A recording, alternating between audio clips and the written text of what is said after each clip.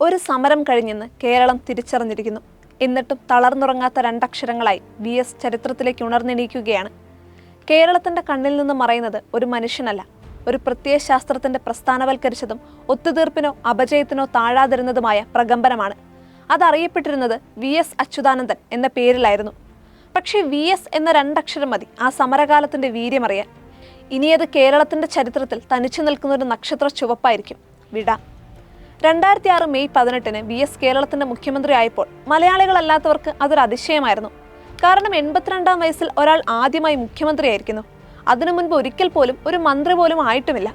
പക്ഷേ യുവാക്കളെ പിന്നിലാക്കി നാടും നഗരവും കാടും മലയും കയറിയിറങ്ങിയ VS ചുളിഞ്ഞ നെറ്റികളെല്ലാം വെട്ടി നിരപ്പാക്കി കളഞ്ഞു. അതിനും 8 പതിറ്റാണ്ടിലേറെ പഴമയുള്ള ആലപ്പുഴയിലെ പുന്നപ്രയിലെത്തണം VSന്റെ സമരം അഥവാ ജീവിതം തുടങ്ങുന്നത് കാണാൻ. വേലിക്കകത്ത് ശങ്കരന്റെയും അക്കമ്മയുടെയും മകനായി 1923 ഒക്ടോബർ 20 ജനിച്ചു. 4-ാം വയസ്സിൽ വസൂരി പിടിച്ച് അമ്മയും 11-ാം വയസ്സിൽ അച്ഛനും മരിച്ചു. 7-ാം ക്ലാസ് കഴിഞ്ഞപ്പോൾ പഠനം നിർത്തിയത് കയ്യിൽ ഒരണയും ബാക്കിയില്ലാതിരുന്നതിനാലാണ്. ആലോചിച്ചു നിൽക്കാൻ സമയമില്ല.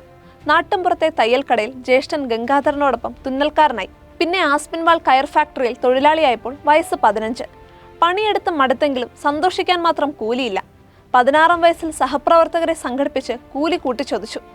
ഒരു നേതാവ് പിറക്കുകയായിരുന്നു. സ്റ്റേറ്റ് കോൺഗ്രസിൽ അംഗമായിരുന്ന അച്യുതാനന്ദൻ 17-ാം വയസ്സിൽ കമ്മ്യൂണിസ്റ്റ് പാർട്ടിയിൽ ചേർന്നു. അയാളുടെ വിപ്ലവവീര്യം തിരിച്ചറിഞ്ഞ പാർട്ടി നേതാവ് P. കൃഷ്ണപിള്ള കർഷക തൊഴിലാളികളെ സംഘടിപ്പിക്കാൻ കുട്ടനാട്ടിലേക്ക് പോകാൻ പറഞ്ഞു. 20-ാം വയസ്സിൽ 1943 കമ്മ്യൂണിസ്റ്റ് പാർട്ടി സമ്മേളനത്തിൽ അച്യുതാനന്ദൻ പ്രതിനിധിയായി. നേതാവ് വളർന്നപ്പോൾ പേര് ചുരുങ്ങി VS ആയി. തൊഴിലാളികൾ സംഘടിച്ചതോടെ ജന്മിമാർ നേതാവിനെ നോട്ടമിട്ടു. കൊടിയ മർദ്ദനങ്ങൾ, ചെറുത്തുനിൽപ്പുകൾ, സമരങ്ങൾ, പുന്നപ്ര വയലാർ സമരം, ഒളിവ് ജീവിതം, അറസ്റ്റ്, കൊടിയ മർദ്ദനങ്ങൾ. പുന്നപ്ര വയലാർ സമരത്തിന്റെ പേരിൽ 1946 പോലീസ് പിടിയിലായി. പൂഞ്ഞാർ ലോക്കപ്പിൽ വെച്ച് പോലീസുകാർ തോക്കിന്റെ ബയണറ്റ് കാൽവെള്ളയിൽ കുത്തിയിറക്കി, കെട്ടിയിട്ട് മർദ്ദിച്ചു. മരിച്ചെന്ന് കരുതി കുറ്റിക്കാട്ടിലേക്ക് എറിഞ്ഞു. പക്ഷേ ജീവിതം കൈകൊടുത്തപ്പോൾ മുദ്രാവാക്യങ്ങൾ ഉച്ചസ്ഥായിലാവുകയായിരുന്നു. 1975 അടിയന്തരാവസ്ഥ കാലത്ത് 20 മാസം ജയിലിലായിരുന്നു. അഗ്നിപരീക്ഷണങ്ങളിൽ എരിഞ്ഞൊടുങ്ങാതിരുന്ന VS പാർട്ടിയിലും പൊരുതി കയറി. 1984 സംസ്ഥാന കമ്മിറ്റി അംഗമായി. 1980 മുതൽ 1992 വരെ സംസ്ഥാന സെക്രട്ടറി. പ്രായോഗികവാദിയാകാൻ മടിച്ചതിനാൽ സമരം പുറത്തൊതുങ്ങിയില്ല.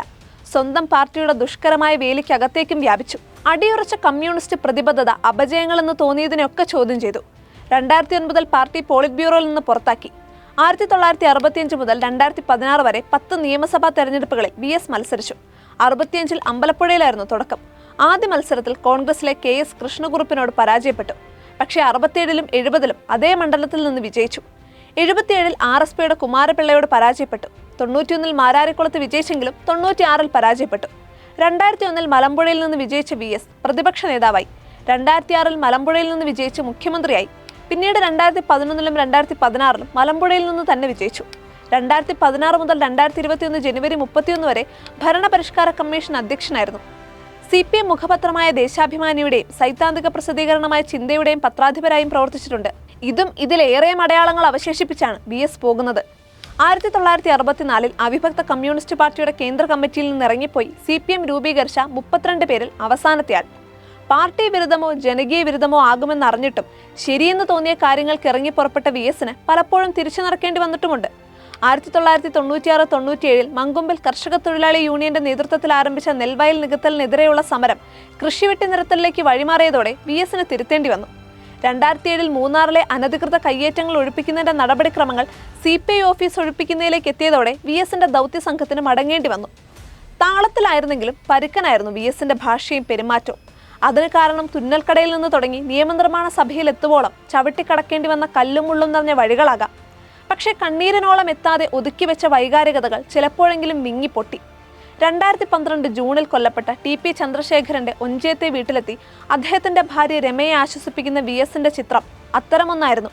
നെയ്യാറ്റിൻകരയിൽ ഉപതെരഞ്ഞെടുപ്പ് നടക്കുന്ന ദിവസം തന്നെ അദ്ദേഹം നടത്തിയ ആ സന്ദർശനം പാർട്ടിയെ പരിക്കേൽപ്പിച്ചെങ്കിലും കൊലപാതക രാഷ്ട്രീയത്തിന്റെ അഹന്തയെ, രക്തസാക്ഷി ബാക്കിയായ ഒരു കുടുംബത്തിന്റെ കണ്ണീരാറ്റിയ നിശബ്ദത കൊണ്ട് ചോദ്യം ചെയ്യുകയായിരുന്നു അദ്ദേഹം. കേരള രാഷ്ട്രീയത്തിന് VSനോട് യോജിക്കുകയോ വിയോജിക്കുകയോ ആവാം, പക്ഷെ അവഗണിക്കാനാവില്ല.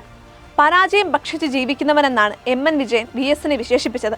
അതേക്കുറിച്ച് പറയുന്ന തന്റെ ആത്മകഥ പൂർത്തിയാക്കാൻ VSന് വേണ്ടി വന്നത് വെറും 31 പേജ്. പക്ഷേ VS ആരായിരുന്നു എന്നറിയാൻ അതിന്റെ ശീർഷകം തന്നെ ധാരാളം. സമരം തന്നെ ജീവിതം.